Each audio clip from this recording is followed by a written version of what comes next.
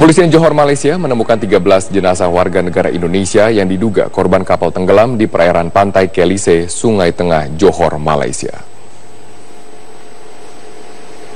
13 jenazah warga negara Indonesia yang terdiri dari 9 orang perempuan dan 4 laki-laki ditemukan di pantai Kelise, Sungai Tengah, Bandar Penawar, Kota Tinggi, sekitar 90 km dari kota Johor Baru. Diduga jenazah merupakan penumpang kapal yang karam saat mencoba untuk masuk ke perairan Malaysia secara ilegal. Konsulat Jenderal Republik Indonesia di Johor Baru telah mengirimkan 2 orang anggota Satgas Pelindungan WNI untuk memantau proses evakuasi jenazah. Jenazah dievakuasi ke Rumah Sakit Sultan Ismail Johor Baru untuk kemudian diidentifikasi.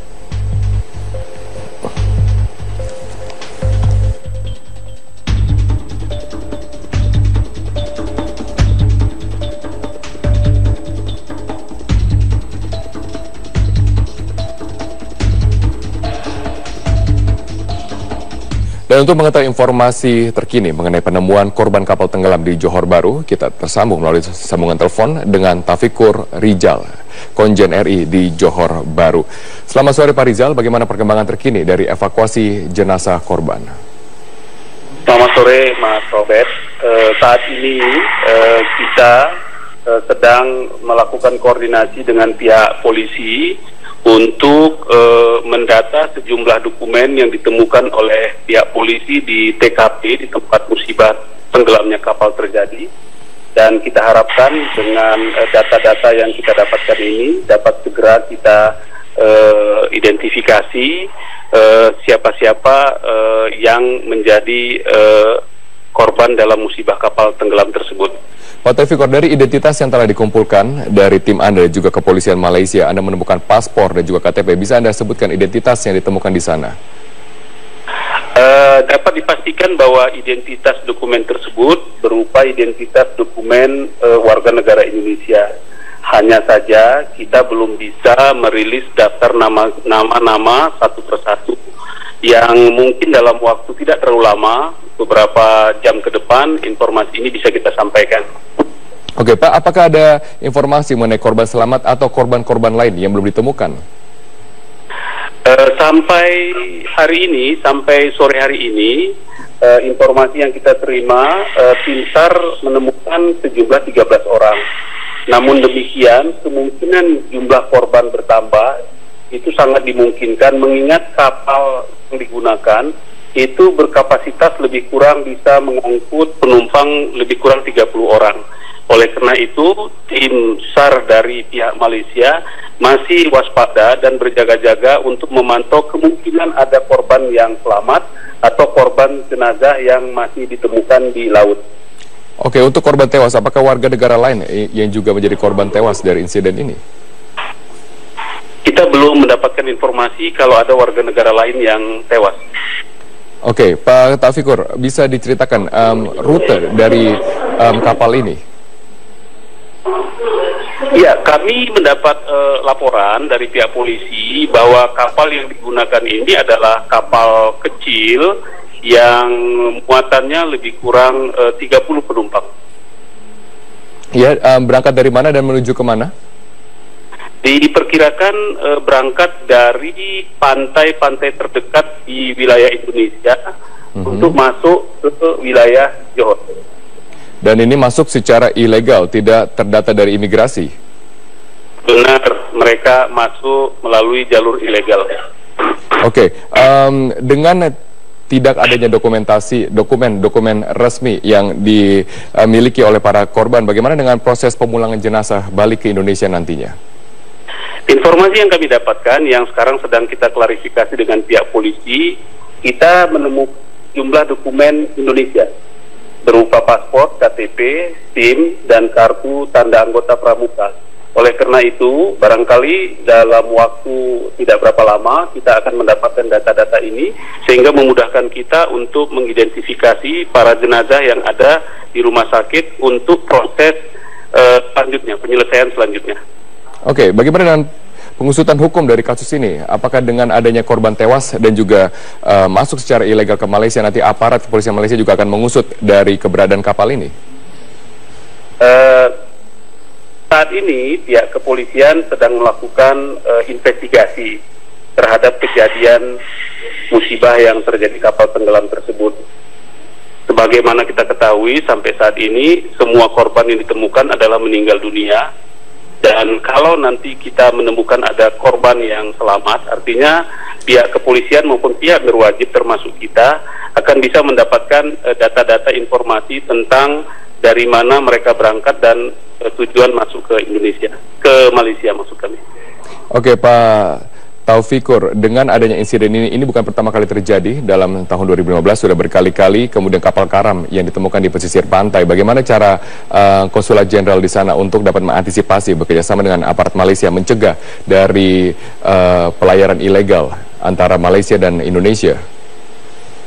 Setiap saat dari waktu ke waktu, KJRI Johor Bahru mempunyai program sosialisasi yang disampaikan kepada warga negara Indonesia yang bekerja di wilayah kerja KJRI Johor Bahru untuk wilayah kerja kami yaitu Johor, Melaka, Negeri Sembilan dan Pahang, untuk senantiasa memberitahukan kepada warga negara Indonesia agar pulang dan masuk kembali ke Malaysia harus menggunakan dokumen dan melalui jalur yang ilegal. Harapan kami kegiatan-kegiatan yang kita lakukan ini bisa mengurangi atau menghindari tawaran-tawaran dari pihak-pihak yang tidak bertanggung jawab sehingga mereka memilih masuk secara ilegal. Baik, terima kasih banyak Pak Taufikur Rijal, Konjen Republik Indonesia di Johor Bahru telah berbagi informasi dengan Metro hari ini. 11 jenazah yang diduga warga negara Indonesia ditemukan meninggal dunia di perairan Johor, Malaysia.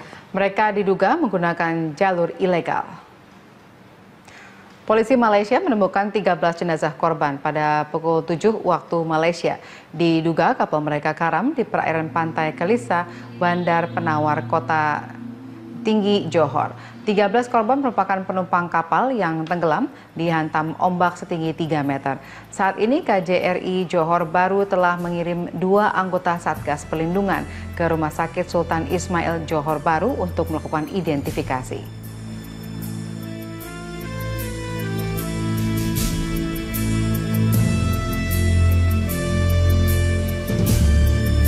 Setelah berkoordinasi dengan Kejaksaan Tinggi DKI Jakarta pada Selasa pagi, Polda Metro Jaya belum menetapkan tersangka kasus kematian Wayan Mirna Salihin.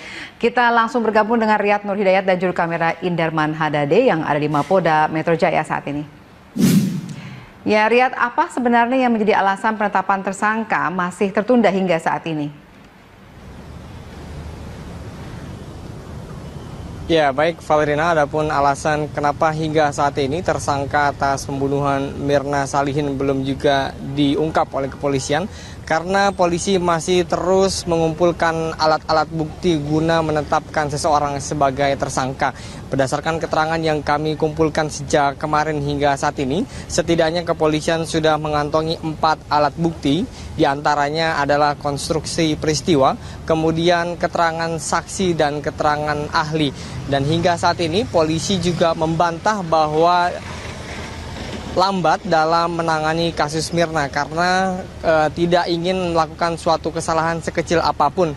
Jika nanti memang kepolisian melakukan suatu kesalahan atau kekurangan alat bukti dalam menetapkan seseorang sebagai tersangka, maka si tersangka tersebut dapat mengajukan ke pra-peradilan. Oleh karena itu, antisipasi yang dilakukan oleh pihak kepolisian adalah mengumpulkan alat bukti dengan signifikan, dan setelah itu baru akan mengumumkan kepada publik siapa pembunuh dari Mirna Salihin, dan tentunya setelah melaksanakan gelar perkara dengan Kejaksaan Tinggi.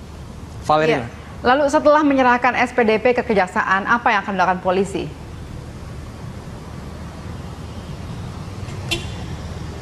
Ya, setelah menyerahkan SPDP kepada Kejaksaan Tinggi tadi pagi, kepolisian hingga saat ini, dan berdasarkan keterangan yang kami terima dari Krisna Murti selaku Dirkrimum Polda Metro Jaya adalah memberi masukan atau melengkapi administrasi penyelidikan pemeriksaan yang harus dilakukan terhadap 3 ahli. Jadi Kejaksaan memberikan masukan kepada kepolisian bahwa ada keterangan ahli yang harus administrasinya dilengkapi atau BAP-nya.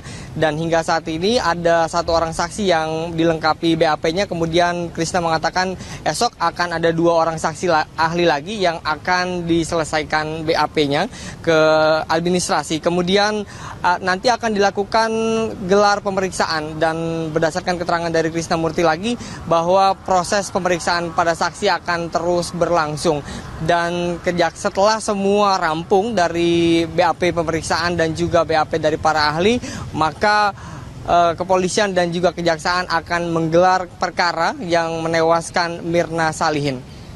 Valerina. Terima kasih Riyad atas laporan Anda. Pemirsa, Riyad Nur Hidayat dan juru kamera Indarman Hadadi melaporkan langsung dari Mapolda Metro Jaya, Jakarta. Penyidikan yang menghabiskan waktu nyaris 2 pekan harus dilalui polisi untuk mengungkap misteri kematian Wayan Mirna Salihin. 4 alat bukti dan keterangan saksi ahli akhirnya menjadi dasar polisi untuk menetapkan tersangka. Polda Metro Jaya